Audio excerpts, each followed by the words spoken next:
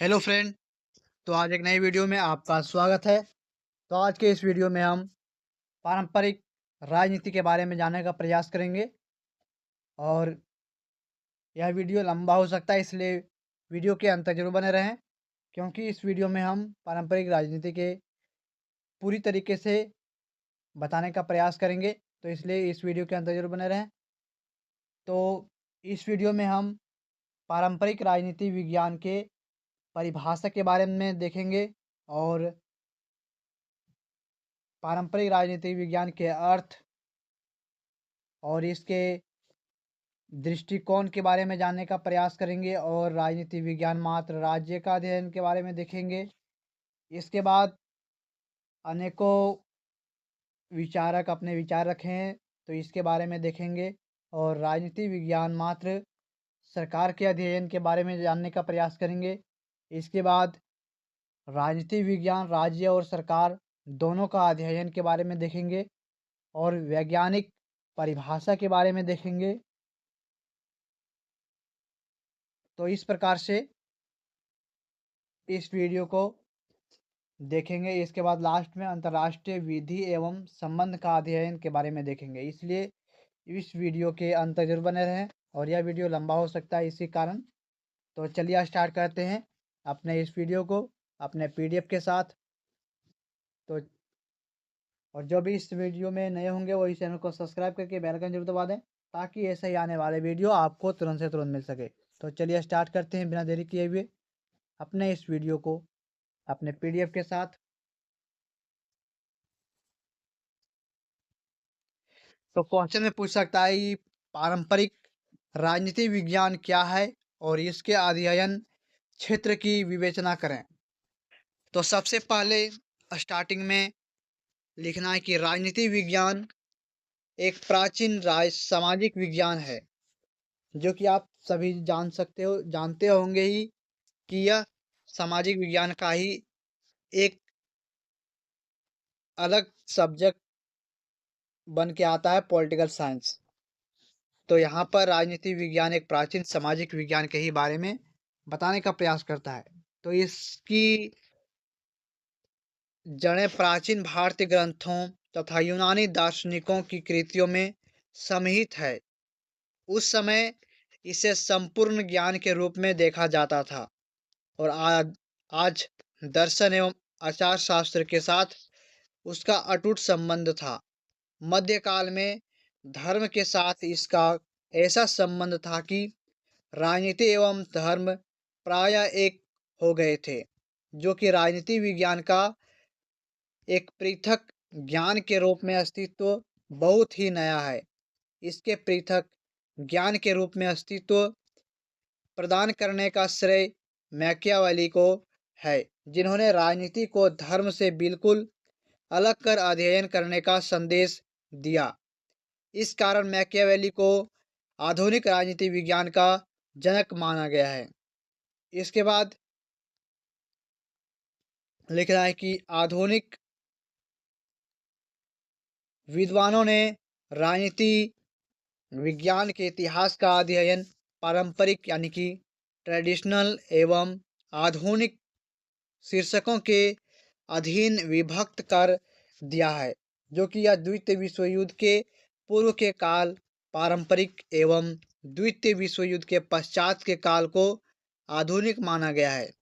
और पारंपरिक राजनीति विज्ञान का संबंध मूलतः राज्य एवं उसके संगठन जैसे सरकार, प्रशासन तथा उसके आधारों संविधान, कानून, इतिहास एवं राजनीति दर्शन से था। लेकिन राजनीति जगत में हुए व्यवहारवादी क्रांति के बाद जिस आधुनिक राजनीति विज्ञान का जन्म हुआ, वह इन विषयों के अलावा राजनीतिक व्यवहारों, कार्यकलापों, संरचनाओं, प्रक्रियाओं और संस्थाओं के व्यापक विश्लेषण पर बल देता है। इसके बाद पारंपरिक राजनीति विज्ञान का अर्थ एवं परिभाषा के बारे में देखते हैं, जो कि किसी भी शास्त्र के विधिवत अध्ययन तथा उसकी समाचित जानकारी के लिए उसकी परिभाषा एवं उसके अध्ययन क्षेत्र, उसकी परिभाषा प्रणाली आदि को जान लेना आवश्यक है। सिजविक के शब्दों में, जो कि सिजविक एक विचारक है, तो वो अपने शब्द में बोलते हैं कि वैज्ञानिक अनुसंधान के सभी क्षेत्रों में मुख्य शब्दों की शुद्ध, सुस्पष्ट एवं सुनिश्चित परिभाषा प्राप्त कर लेने से एक महत्वपूर्ण कार्य बन जाता है, जिसके अभाव में संबंध विषय को समस्याओं का समुचित अध्ययन नहीं हो पाता। अतः यह राजनीति विज्ञान के पारंपरिक स्वरूप के अध्ययन के लिए भी इसकी परिभाषा एवं अध्ययन क्षेत्र का समुचित अध्ययन करता है, और यह आवश्यक भी है। इसके बाद जो कि यहाँ पर बोला गया कि 1940 ईस्वी के बाद राजनीति विज्ञान के स्वरूप परिवर्तन अर्थात आधुनिक राजनीति विज्ञान के उदय के पश्चात हम पारंपरिक राजनीति विज्ञान परिभाषा के अंतर्गत केवल उन्हीं परिभाषाओं को सम्मिलित करेंगे जिनमें राजनीति विज्ञान के अध्ययन को राज्य सरकार तथा अन्य संस्थाओं के अध्ययन तक सीमित रखा गया है।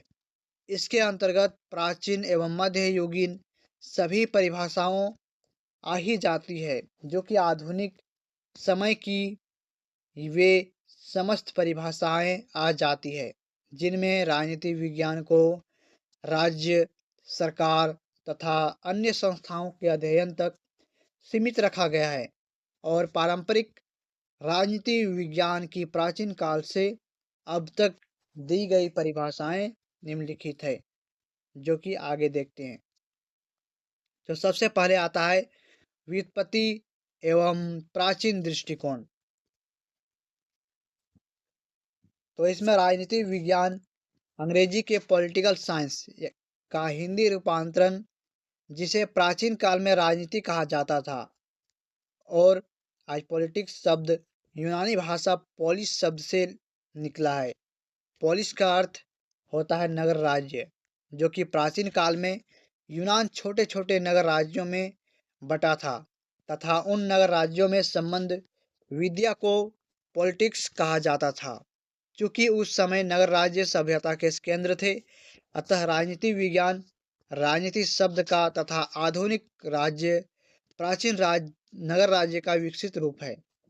अतः व्युत्पत्ति के दृष्टिकोण से राजनीति विज्ञान वह शास्त्र है जो राज्यों का सर्वांगीण अध्ययन करता है।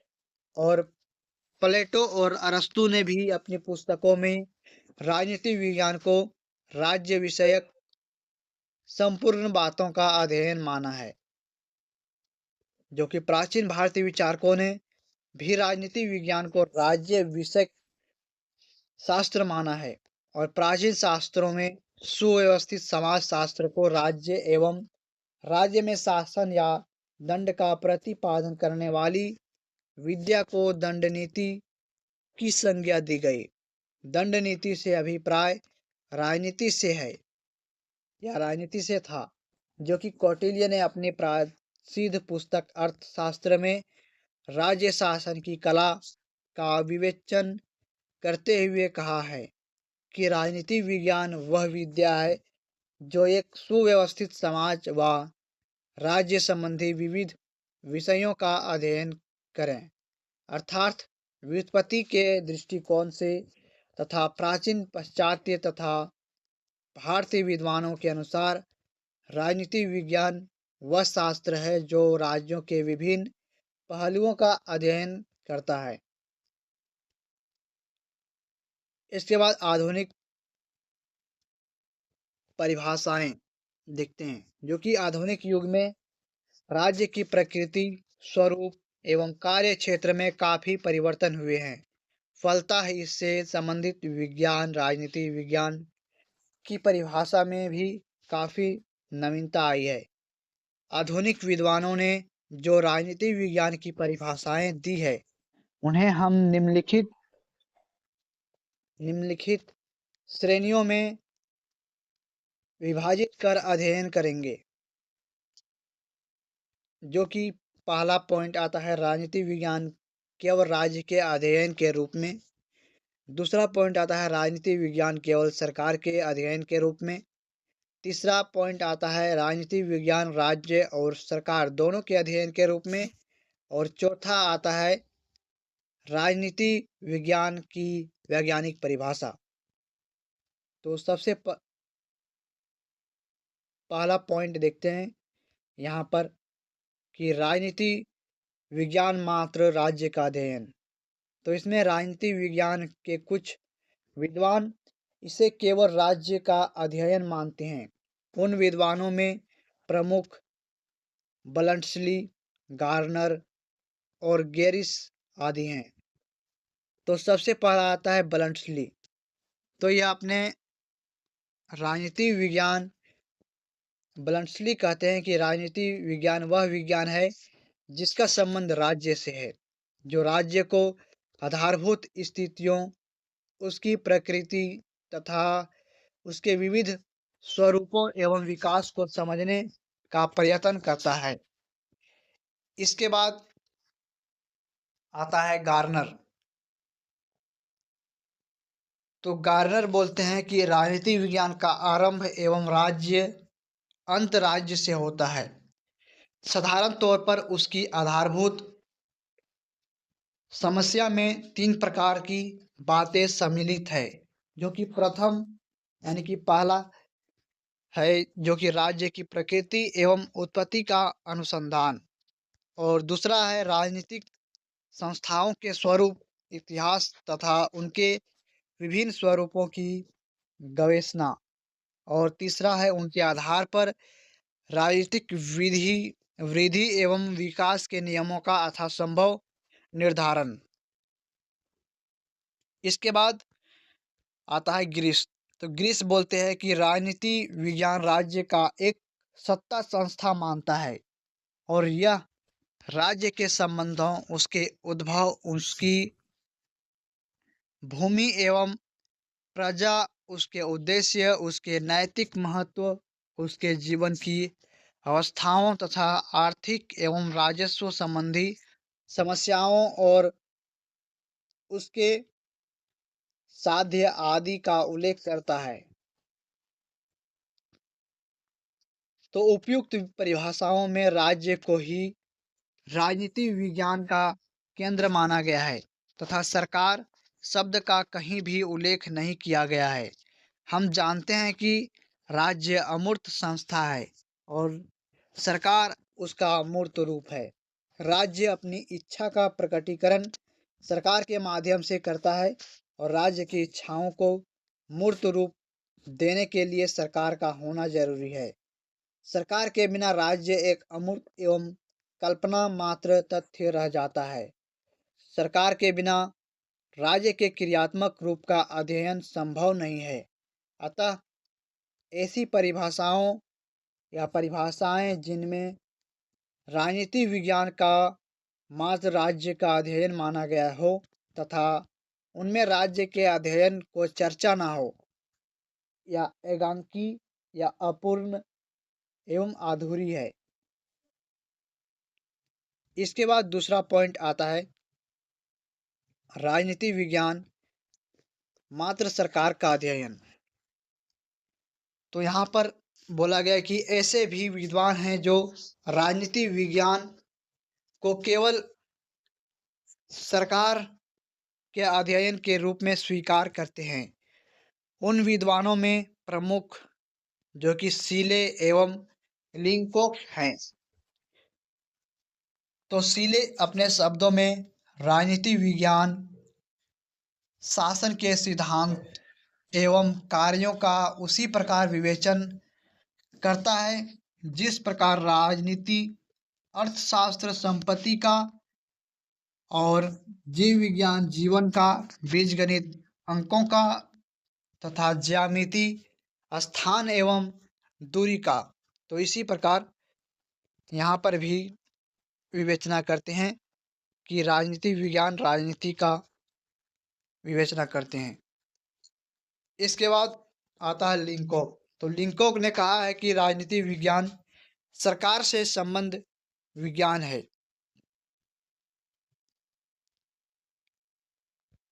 परंतु प्रथम श्रेणी की परिभाषाओं की तरह राजनीति विज्ञान को केवल सरकार का अध्ययन मानना ठीक नहीं है। सरकार राज्य का एक अंग मात्र है, चाहे वह कितना भी महत्वपूर्ण अंग क्यों ना हो। राज्य के बिना सरकार की कल्पना भी नहीं की जा सकती और वह राज्य का एक तत्व है। अतः सरकार को राजनीति विज्ञान एकमात्र विषय देना किसी एक अंश को संपूर्ण वस्तु समझ लेना है। अतः ये परिभाषाएं भी एकांगी एवं दोषपूर्ण है। इसके बाद तीसरा पॉइंट में यहाँ पर लिखना है कि राजनीति विज्ञान राज्य और सरकार दोनों का अध्ययन, यानी कि राज्य और सरकार दोनों को मिक्स करके यहाँ पर बोला गया है। तो उपयुक्त दोनों प्रकार की एकांकी परिभाषाओं से बचने के लिए राजनीति विज्ञान के अधिकांश लेखकों ने मध्यम वर्ग अपनाकर राजनीति विज्ञान को राज्य एवं सरकार दोनों का अध्ययन माना है। उन लेखकों में पॉल जेनेट, गेटेल, गिलक्रास्ट, लॉस्की आदि विद्वान प्रमुख हैं। जो कि पहला आता है पॉल जेनेट। तो पॉल जेनेट का कहना है कि राजनीति विज्ञान समाजशास्त्र का वह अंग है जो राज्य के आधार एवं शासन के सिद्धांतों पर विचार करता है। और गेटेल ने बोला गया है, गेटेल के अनुसार कि राजनीति विज्ञान राज्य के अतीत, आसनिक तथा भावी स्वरूप का राजनीति एवं राजनीतिक संगठन कार्यक्रम का राजनीतिक संस्थाओं तथा राजनीतिक विचारधाराओं का अध्ययन करता है। इसके बाद गिलक्राइट आता है। तो गिलक्राइट ने अपने शब्दों में राजनीति विज्ञान सरकार और राज्य से संबंध रखता है। यद्यपि तृतीय श्रेणियों के लेखकों ने उपयुक्त दोनों एकांकी परिभाषाओं की खामियों से बचने का प्रयास किया, फिर भी ये परिभाषाएं दोष मृत नहीं है, यानी कि ये दोषमुक्त नहीं हुए। इनमें व्यक्ति की चर्चा नहीं की गई है। व्यक्ति के बिना ना राज्य का संगठन हो सकता है और ना सरकार का ही। अतः ये परिभाषा भी अपूर्ण है। इसके बाद चौथा पॉइंट आता है वैज्ञानिक परिभाषा। यह सही है कि राजनीति विज्ञान राज्य एवं सरकार तथा उनके विभिन्न रूपों का अध्ययन करता है, लेकिन इसके साथ साथ यह मनुष्य, उसके राजनीतिक जीवन एवं संबंधों का भी अध्ययन करता है, जो कि व्यक्ति के बिना ना राज्य का संगठन हो सकता है और ना सरकार का। तो इस प्रकार अतः राजनीति विज्ञान की परिभाषा के अंतर्गत राज्य सरकार एवं व्यक्ति तीनों का अध्ययन सम्मिलित किया जाना चाहिए, जो कि लॉस्की के शब्दों में राजनीति का संबंध मानव संबंधित संगठित राज्य से है। और गेटेल के अनुसार राजनीति विज्ञान में मानव जाति का जो राजनीतिक इकाई के रूप में है अध्ययन किया गया है। इसके बाद कुछ अन्य विद्वान राज्य को शक्ति का प्रतीक मानकर राजनीति विज्ञान को शक्ति का विज्ञान मानते हैं। और मैकियावेली, बिस्मार्क एवं लेसबेल ने राज्य को एक शक्ति का पुंज माना है। लेसबेल का कहना है कि राजनीति विज्ञान प्रभाव एवं प्रभावशाली शक्तियों का अध्ययन है, परंतु यह आधुनिक राजनीति विज्ञान की परिभाषा है। इसके बाद देखते हैं कि राजनीति विज्ञान का क्षेत्र जो कि किसी भी शास्त्र के वैज्ञानिक अध्ययन के लिए यह आवश्यक है कि उसके क्षेत्र तथा विषय वस्तु का स्पष्ट विवेचन कर लिया जाए। वस्तुतः हर शास्त्र का अपना एक निश्चित क्षेत्र होता है और उस क्षेत्र का व्यापकता संबंधित शास्त्र का स्वरूप और विषय वस्तु है। अन्य शास्त्रों की तरह पारंपरिक राजनीति विज्ञान का भी अपना क्षेत्र है, जिसकी विवेचना निम्नलिखित है। जो कि प्राचीन काल में राजनीति विज्ञान के क्षेत्र को बहुत ही व्यापक माना गया था। और यूनानी विद्वान राजनीति शास्त्र के अंतर्गत नगर राज्य से संबंधित सभी बातों को सम्मिलित करते हैं। उस समय समाज एवं राज्य के बीच बहुत स्पष्ट विभेद नहीं था। राजनीति शास्त्र एवं धर्मशास्त्र राजनीति के साथ इस तरह घुल मिल गए थे कि राजनीति का उनसे अलग करना प्रायः असंभव सा था। आधुनिक काल में राजनीति विज्ञान को नैतिकता एवं धर्म से अलग कर मनुष्य के राजनीतिक क्रियाकलापों एवं राजनीतिक समुदायों के अध्ययन के लिए एक स्वतंत्र शास्त्र के रूप में माना गया है। परंतु राजनीति विज्ञान के इस प्रकार के विकास के बावजूद इस इसके अध्ययन क्षेत्र के संबंध में विद्वानों में उसी प्रकार का मतांतर है जिस प्रकार इसकी परिभाषा के संबंध में है। विभिन्न विद्वानों ने विभिन्न प्रकार के इसके अध्ययन क्षेत्र का निरूपण किया गया है।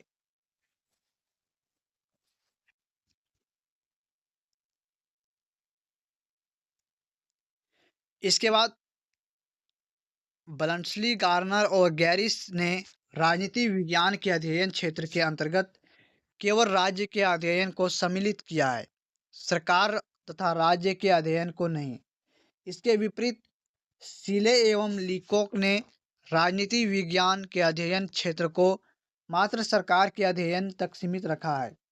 और पॉल जेनेट गेटेल तथा गिल क्राइस्ट के बीच का रास्ता अपनाकर राजनीति विज्ञान के क्षेत्र के अंतर्गत राज्य एवं सरकार दोनों के अध्ययन को सम्मिलित किया है। जबकि लास्की तथा गेटेल के विचारानुसार राजनीति विज्ञान के क्षेत्र के अंतर्गत मनुष्य के अध्ययन को भी सम्मिलित किया जाना चाहिए। विलोवी के अनुसार राजनीति विज्ञान के 3 मुख्य विषय हैं: राज्य, सरकार एवं कानून। इसके अतिरिक्त राजनीति विज्ञान के क्षेत्र के संबंध में कुछ अन्य विद्वानों की अवधारणाएं निम्नलिखित हैं, जिसमें से पोनखले राजनीति विज्ञान के क्षेत्र को 2 भागों में विभाजित किया है, जो कि पहला है सैद्धांतिक राजनीति और दूसरा है व्यवहारिक राजनीति। तो सैद्धांतिक राजनीति का संबंध राज्य के उद्देश्य, कार्यों एवं विकास से है तथा व्यवहारिक राजनीति का संबंध वर्तमान शासकीय संगठन से है। इसके बाद प्रोफेसर ने राजनीति विज्ञान के क्षेत्र में के अंतर्गत 3 बातों को सम्मिलित किया है, जो कि पहला है राज्य के इच्छा का निर्माण, दूसरा है राज्य की इच्छा का प्रकटीकरण और तीसरा है राज्य की इच्छा का कार्यान्वयन।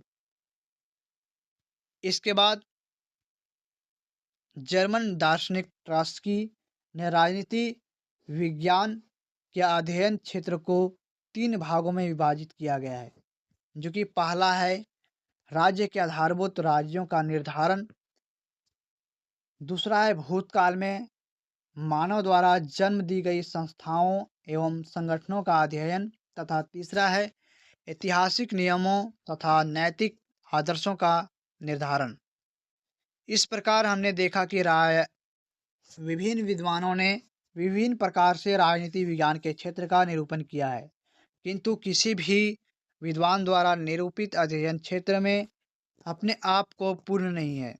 विभिन्न विद्वानों ने के द्वारा निरूपित अध्ययन के क्षेत्र के अध्ययन के आधार पर हम राजनीति विज्ञान के अध्ययन क्षेत्र के अंतर्गत निम्नलिखित विषयों को सम्मिलित कर सकते हैं, जो कि पहला पॉइंट है मनुष्य का अध्ययन, जिसमें राजनीति विज्ञान के अंतर्गत हम मानव जीवन के उन क्रियाकलापों एवं गतिविधियों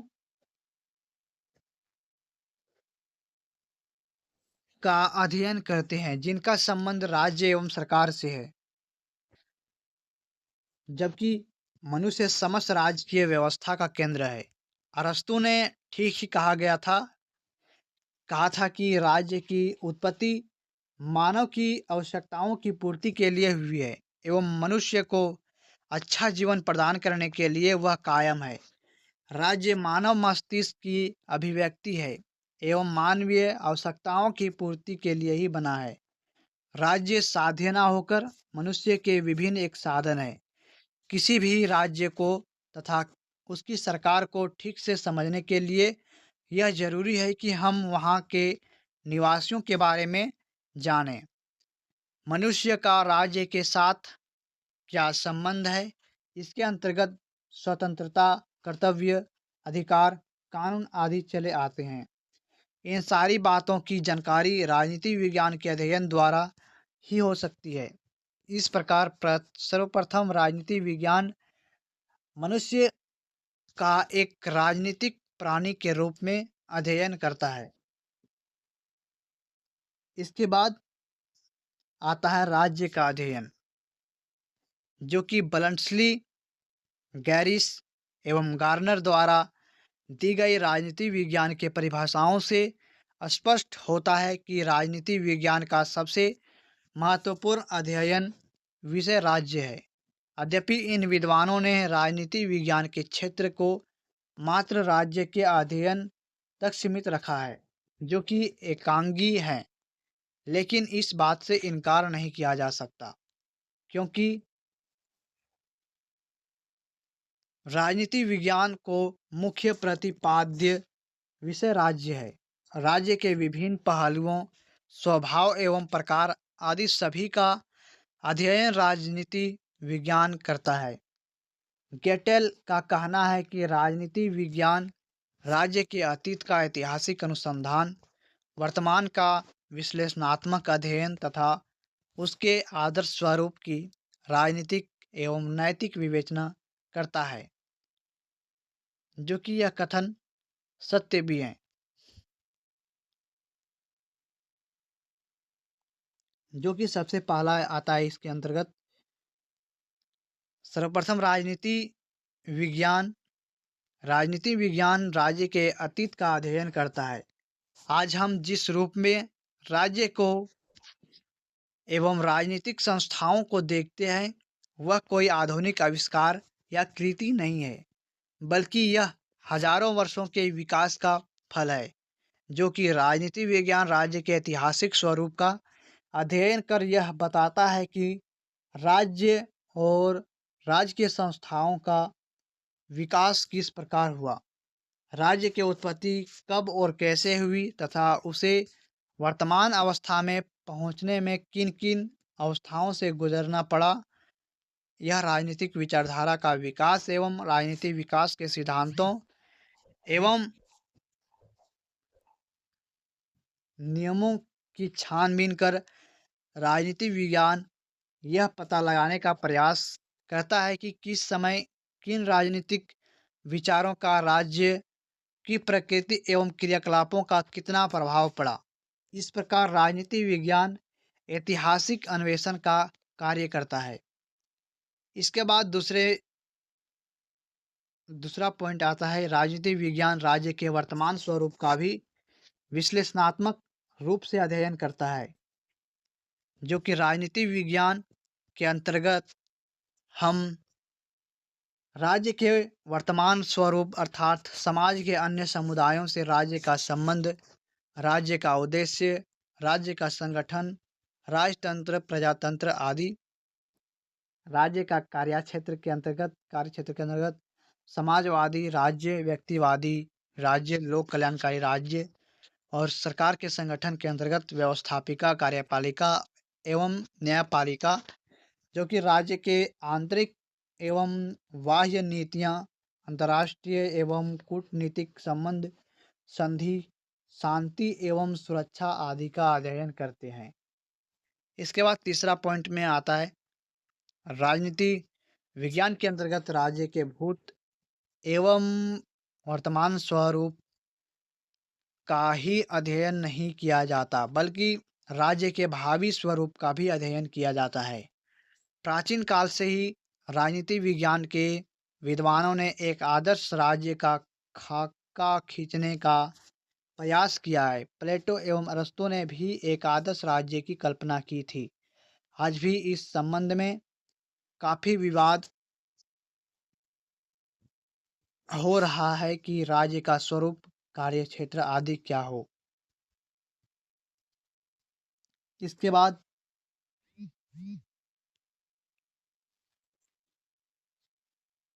तीसरा पॉइंट आता है सरकार का अध्ययन के बारे में, जो कि सीले एवं लिकॉक ने राजनीति विज्ञान को एकमात्र सरकार का अध्ययन माना है। यद्यपि यह विचार अपूर्ण है, लेकिन राज्य रूपी अमूर्त संस्था का मूर्त रूप होने के कारण सरकार भी राजनीति विज्ञान का एक प्रमुख प्रतिपाद्य विषय है।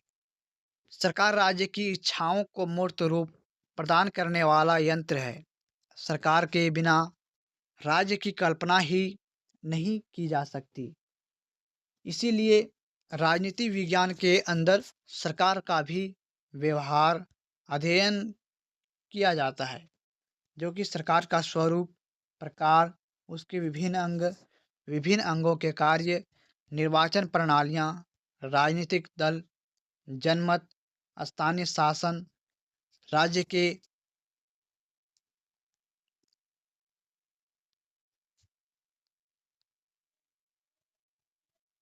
भावों, राज्य के भावी स्वरूप आदि का राजनीति विज्ञान के अंदर हम अध्ययन करते हैं।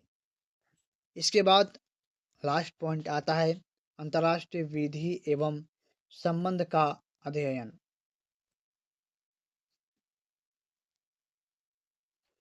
जो कि राजनीति विज्ञान का अध्ययन वस्तु अंतर्राष्ट्रीय विधि एवं संबंध भी है।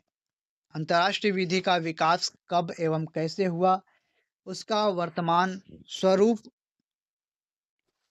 क्या है तथा इसके पीछे कौन सी शक्ति है आदि प्रश्नों पर राजनीति विज्ञान विचार करता है। विश्व संगठन, उसके स्वरूप एवं उसे एक कारगर संस्था कैसे बनाया जाए आदि प्रश्नों का भी राजनीति विज्ञान अध्ययन करता है। विभिन्न स्वतंत्र राज्यों के आपसी संबंध क्या है और क्या हो, इन पर भी राजनीति विज्ञान विचार करता है, जो कि आपसी संबंध बिगड़ने के कारण ही विश्व अब तक 2 महायुद्धों को देख चुका है।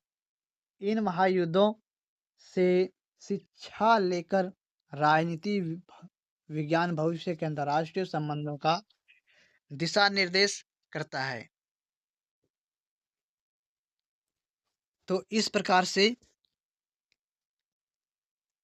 पारंपरिक राजनीति विज्ञान के सभी विद्वानों ने इस पर यह स्वीकार किया है कि राजनीति विज्ञान मनुष्य के राजनीतिक क्रियाकलापों, राज्य, सरकार, अंतर्राष्ट्रीय विधि एवं संबंध का अध्ययन भूत, वर्तमान एवं भविष्य तीनों दृष्टियों से करता है।